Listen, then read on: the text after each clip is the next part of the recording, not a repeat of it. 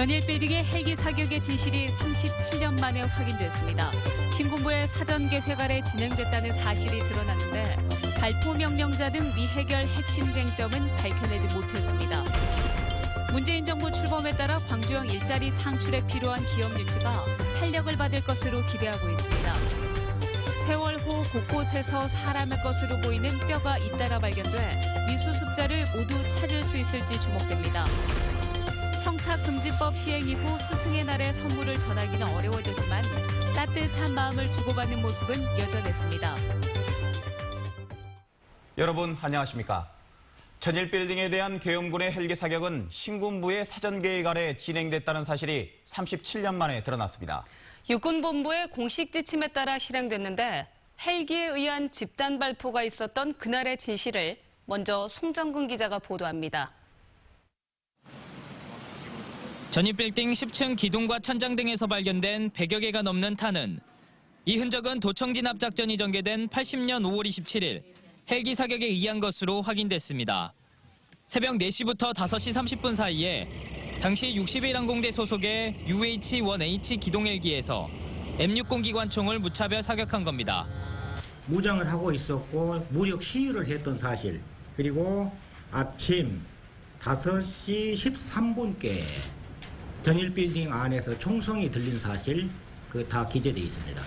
도청 진압 작전을 펼치기 전 계엄군 혐오와 전일 빌딩 옥상에 설치된 기관총을 제압하기 위해 헬기 작전이 펼쳐졌는데 시민군이 저항하자 무차별 사격을 한 겁니다. 전일 빌딩 사격 닷새 전인 5월 22일에는 헬기 작전 계획을 실시하라는 육군본부의 공식적인 작전 지침이 내려진 것도 확인됐습니다. 이 같은 사실은 집단 발포를 추적해온 5.18 진실규명지원단에 의해 37년 만에 처음으로 확인된 것인데 자위권 차원에서 사격을 했었다는 계엄군의 논리를 뒤집는 증거로 평가됩니다. 자위권과 관계없이 시민을 향해 무차별 살상한 증거들이 이미 곳곳에서 밝혀져 왔습니다. 헬기 기총 사격에 대한 퍼즐이 하나씩 드러나면서 5.18 진실규명이 이루어질지 관심이 모아지고 있습니다. MBC 뉴스 송정근입니다. 전일 빌딩 헬기 사격의 진실이 수면 위로 떠오르면서 5.18의 다른 의혹에 대해서도 관심이 쏠리고 있습니다. 핵심은 역시 발포 명령자를 밝히는 일입니다. 김철원 기자입니다. 전일 빌딩의 총탄 흔적을 통해 헬기의 종류와 동원된 부대, 사격의 목적 등이 밝혀지긴 했지만 5.18 진상규명을 향해 갈 길은 아직 멀기만 합니다. 이번에 광주시가 확인한 1980년 5월 27일의 헬기 발포 외에도 1980년 5월 21일 있었다는 헬기 발포의 주체와 대상 등 실체가 아직도 미궁에 빠져 있기 때문입니다. 조비오 신부는 생전 인터뷰에서 5월 21일의 헬기 사격 목격담을 증언한 바 있습니다. 헬리콥터에서 불이 반짝 한 그러니까 육안으로 볼 때는 한 1m나 정도라 될까 혹은 50cm 정도. 27일의 헬기 사격보다 21일의 헬기 사격이 중요한 이유는 21일의 헬기 사격이 바로 직전에 있었던 전남도청 앞 집단 발포와 직결되기 때문입니다. 공중 사격과 지상 사격을 막론하고 누가 자국민을 향해 총을 쏘라고 명령했는지가 5.18 진상규명의 핵심인데 1988년 국회 청문회와 1995년의 검찰 수사, 2005년의 군 과거사 조사위원회 모두 이 발포 명령자를 밝혀내는 데 실패했습니다. 아무리 군인의 자기가 어려움이 닥친다 하더라도 명령이 없이는 총을 쏠 수 없습니다. 군인에 갔다 온 사람은 누구나 다 그걸 느끼고 있는 것인데 문재인 정부가 5.18 의혹을 규명한 정부 차원의 백서를 내겠다고 약속한 가운데 이번에 광주시가 5.18 의혹의 퍼즐 한 조각을 밝혀낸 것을 토대로 새 정부가 퍼즐을 완성해낼 수 있을지 기대감이 커지고 있습니다. MBC 뉴스 김철원입니다. 광주형 일자리 사업은 연봉 4천만 원대의 적정 임금을 통해 대기업 투자를 유치하고 일자리도 늘린다는 내용이 핵심입니다. 아직까진 뚜렷한 성과를 내지 못했는데 광주시는 새 정부의 역할에 기대를 걸고 있습니다. 윤근수 기자입니다. 문재인 대통령의 첫 번째 대선 공약은 일자리 확대. 취임 이후 첫 번째 업무 지시도 일자리위원회 구성이었습니다. 그만큼 일자리에 대한 의지가 강합니다. 광주형 일자리에도 관심을 보여왔습니다. 당대표 시절에는 국회에서 토론회를 열었고 대선 후보 때는 광주형 일자리 성공 모델을 만들어서 전국으로 확산시키겠다고 공약했습니다. 오늘 광주가 대한민국의 민주주의가 되었듯이 일자리 나눔과 사회 통합의 광주형 일자리 모델이 전국으로 뻗어나가도록 할 것입니다. 이 같은 배경 때문에 광주시는 새 정부에서 광주형 일자리 사업이 탄력을 받을 것으로 기대하고 있습니다. 하지만 광주형 일자리 모델을 실현할 기업을 아직 유치하지 못했다는 게 문제입니다.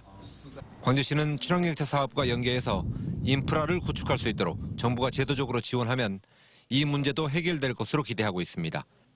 이를테면 인프라가 구축되고 또 수요가 확보되기 때문에 기업하는 입장에서는 투자에 매우 유리한 조건을 갖추게 되는 것이죠.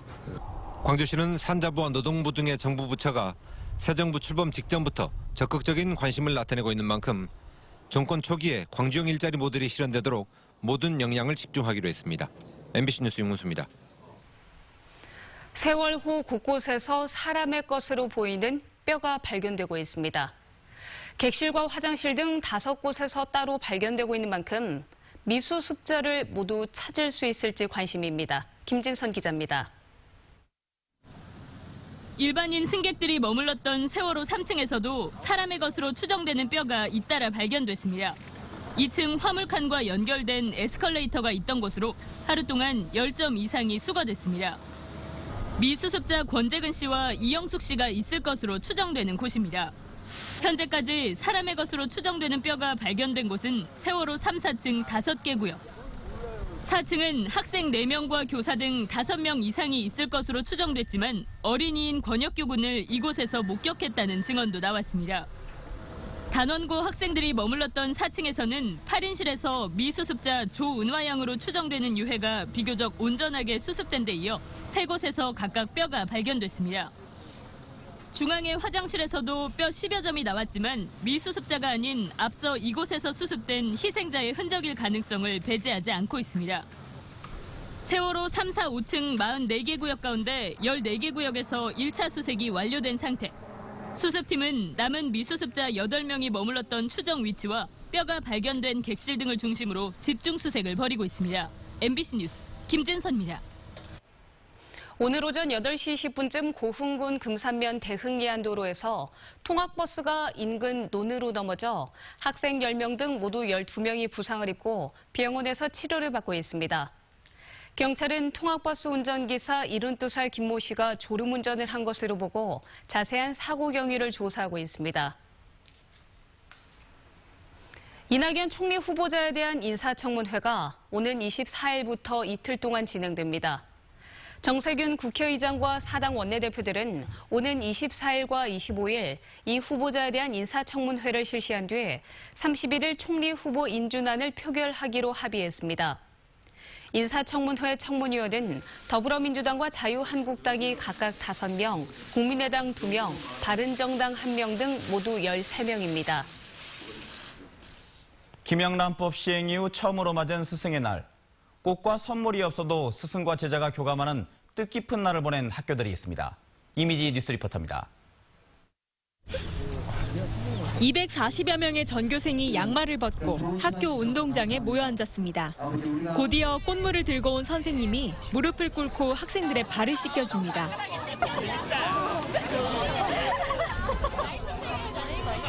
개교 이후 매 스승의 날마다 선생님이 학생들의 발을 씻겨주는 것이 이 학교의 전통입니다. 낮은 자세에서 주변 사람들을 배려하고 챙기는 마음을 선생님이 몸소 보여주기 위해서입니다. 돌보고 배려하고 또 나누고 베풀고 하는 그런 마음을 가지고 우리가 살자. 이게 우리 학교의 캐치프레이즈고 또 제 마음도 같은 것 같습니다. 학생들도 사랑의 편지와 포옹을 건네는 선생님의 발을 씻겨드리며 감사의 마음을 전합니다. 쌤이 제 발을 씻어준다는 게 약간 죄송스럽기도 하고 고마운 마음이 크죠. 여수의 한 중학교에서는 선생님을 위해 학생들이 직접 요리를 했습니다.